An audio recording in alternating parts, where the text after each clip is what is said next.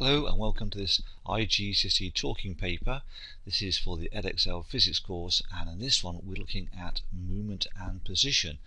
Now here's a question. Now in this question in particular we're looking at an experimental design. So a student investigates the motion of a car as it moves freely down the slope. So here's a little car here. Okay, it starts here. As you let go, it's going to go down the slope in this direction, isn't it? Okay. The student wants to find the link between the starting height, that is this bit here, okay, of the car and the speed of the car at the bottom. So they want to know what's the speed of the bottom at the bottom here, and how does that relate? Is that an arrow? Go away. It's an arrow, that is, by the way. Yeah, it's an arrow. How does the speed here relate to the starting height? So, part 1, state the independent variable. Now the independent variable is the thing you are changing in this investigation. Think carefully, what are you changing? Part 2, suggest, command word there, suggest a link between the starting height of the car and its speed. What do you think will happen? B, describe, command word, describe how the student should measure the starting height of the car. So practical here, how's the student going to measure this height here? Okay, think about the practicalities. Now the student describes how she will find the speed of the car at the bottom. Now note this, at the bottom of the slope. I will start the time when the car begins to move. I will stop the timer when the car reaches the bottom. I will find the speed at the bottom by dividing distance moved by time taken. Okay, now part 1, explain, command word, why the student will not be able to calculate the correct speed using this method. Think very carefully.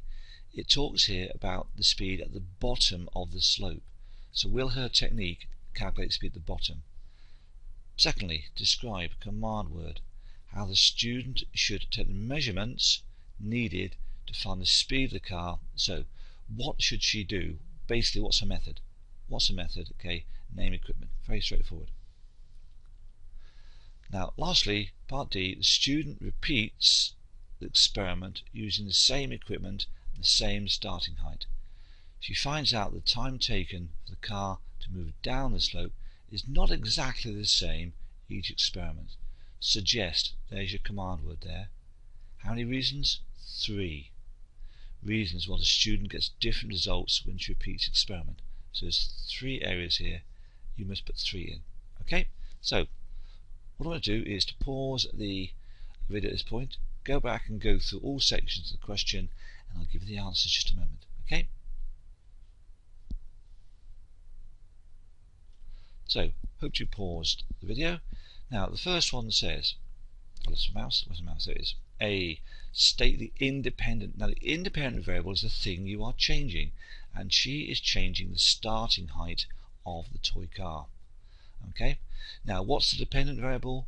Think about it. Dependent variable is what she's measuring. She's measuring the time taken. So that's your independent variable there.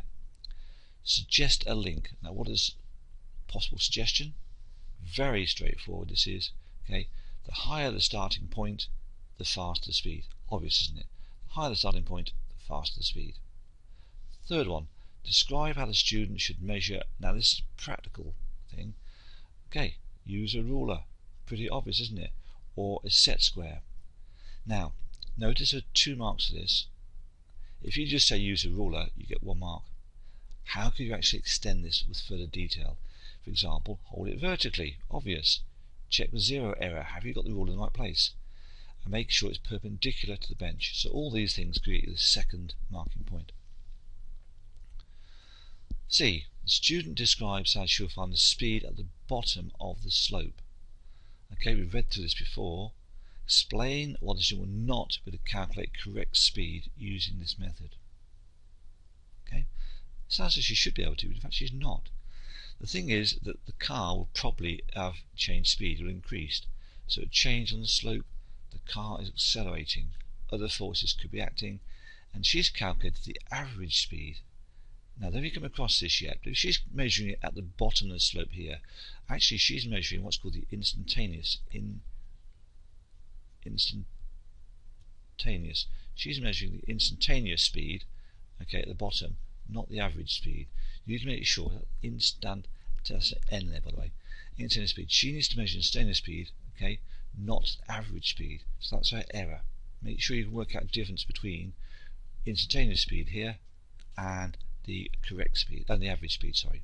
So make sure you know the difference between instantaneous speed and average speed. Important to note. Part 2. Now, describe how the student should take measurements. So what should she do? Well, you really straightforward this one. You've got 3 points here, so make sure you have 3 marks. Suitable equipment. So, okay, describe, you should name suitable equipment and method used. You should give detail how you can measure the distance, pretty obvious. You can detail about how you're going to measure the time, pretty obvious, and how you set the whole thing up. Any 3 of those will get you the 3 marks, that question. Lastly, student repeats experiment using same equipment and same starting height. She finds out the time taken for the car to move down the slope is not exactly the same experiment.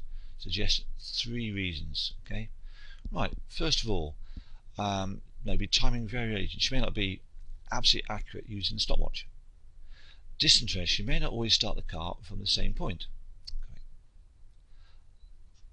Okay. Friction effect. Does it vary between them? Don't know. Possibility. Poor launch. Okay, with on some occasions she may have pushed the car slightly at the beginning rather than just letting it go.